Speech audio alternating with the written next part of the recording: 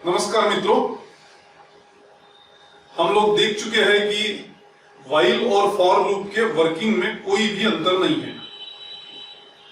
फिर भी अगर हम उसको क्लोजली ऑब्जर्व करेंगे तो आपके ध्यान में आएगा कि थोड़ा थोड़ा छोटा छोटा कुछ कंपैरिजन अगर देखेंगे तो दोनों में थोड़ा थोड़ा अंतर है। वो अंतर क्या है ये आज हम लोग समझने की कोशिश करेंगे। सबसे पहले मैं एक प्रोग्राम लिखता हूं जिसमें एक i इक्वल टू 1 किया मैंने, while i less than equal to 10 किया और i प्लस प्लस किया।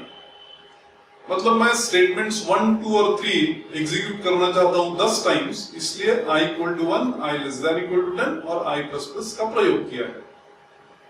आप देखेंगे कि उसका इक्विवेलेंट फॉर लूप भी बाजू में लिखा हुआ है।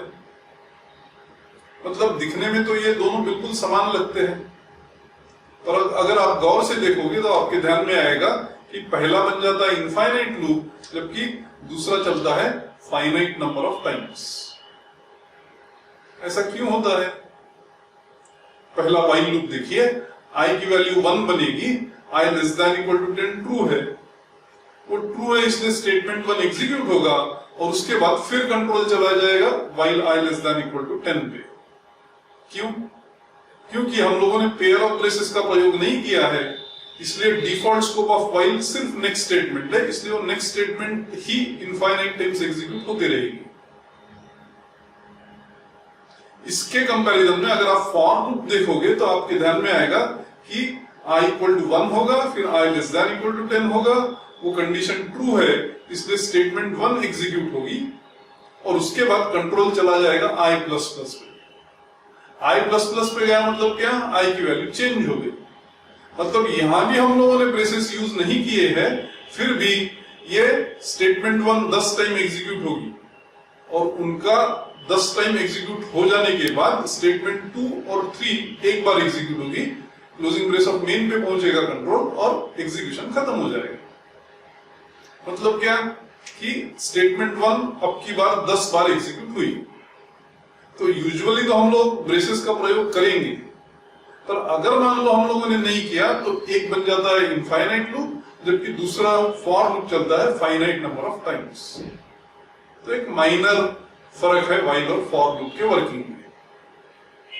एक और प्रोग्राम देखते हैं जिसमें हम लोगों ने फिर से वही किया है, i equal to 1 to 10 in steps of 1। पर अगर आप फिर से देखोगे गौर से इस चीज को तो आपके ध्यान में आएगा कि पहला इनफाइनाइट लूप है जबकि दूसरा फाइनाइट लूप है। और अब ऐसा क्यों होता है? हम लोग तो पेयर ऑफ ब्रेसेस यूज कर रहे हैं। देखिए अच्छे से, हम लोगों ने व्हाइल और फॉर के लाइन में सेमीकोलन लिखा हुआ है और सेमीकोलन एक जायज स्टेटमेंट है, लीगल स्टेटमेंट है। इसलिए व्हाइल लूप में क्या होगा? i इक्वल टू 1 होगा, while i less than equal to 10 true होगा और अब डिफॉल्ट स्कोप ऑफ व्हाइल सिर्फ नेक्स्ट स्टेटमेंट है, इसलिए वो सेमीकोलन एग्जीक्यूट होता रहेगा, नल स्टेटमेंट एग्जीक्यूट होते रहेगी। कंट्रोल कभी उस व्हाइल के बाहर आएगा ही नहीं। मतलब ये बन गया इनफाइनाइट लूप। जबकि फॉर लूप में वो सेमीकोलन जो है वो 10 बार एग्जीक्यूट होगा और फिर कंट्रोल बाहर आ जाएगा, फिर स्टेटमेंट 1, 2 और 3 एक बार एग्जीक्यूट होगी, क्लोजिंग ब्रेस ऑफ मेन पे पहुंचेगा कंट्रोल और एग्जीक्यूशन खत्म हो जाएगा। इस प्रकार फॉर लूप बन गया फाइनाइट लूप। अब आइडियली तो आप सेमीकोलन नहीं देंगे ना।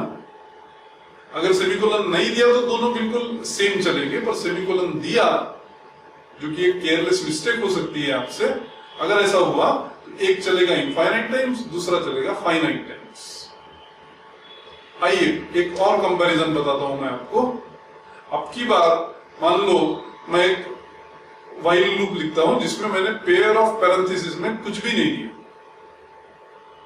अगर ये पेयर ऑफ पैरेंथेसिस एम्प्टी रही व्हाइल के बाद की तो ये एरर हो जाता है। जबकि फॉर लूप में अगर मैं कुछ भी ना दूं तो ये इनफाइनाइट लूप चलता है। देखिए गौर से, फॉर लूप में मैंने ना इनिशियलाइजेशन दिया है, ना टेस्ट दी है, ना इंक्रीमेंटेशन दिया है, पर 2 सेमीकोलन अभी भी दिए हुए और वो जरूरी है। वो नहीं देंगे तो सीधा एरर ही आ जाएगा। पर मान लो मैं 2 सेमीकोलन देता हूं तो फॉर लूप बन जाता है इनफाइनाइट लूप। जबकि व्हाइल लूप में अगर कंडीशन नहीं दी तो ये एरर दर्शाता है। इस प्रकार हम लोगों ने 3 छोटे छोटे डिफरेंसेस देखे व्हाइल और फॉर लूप में। धन्यवाद।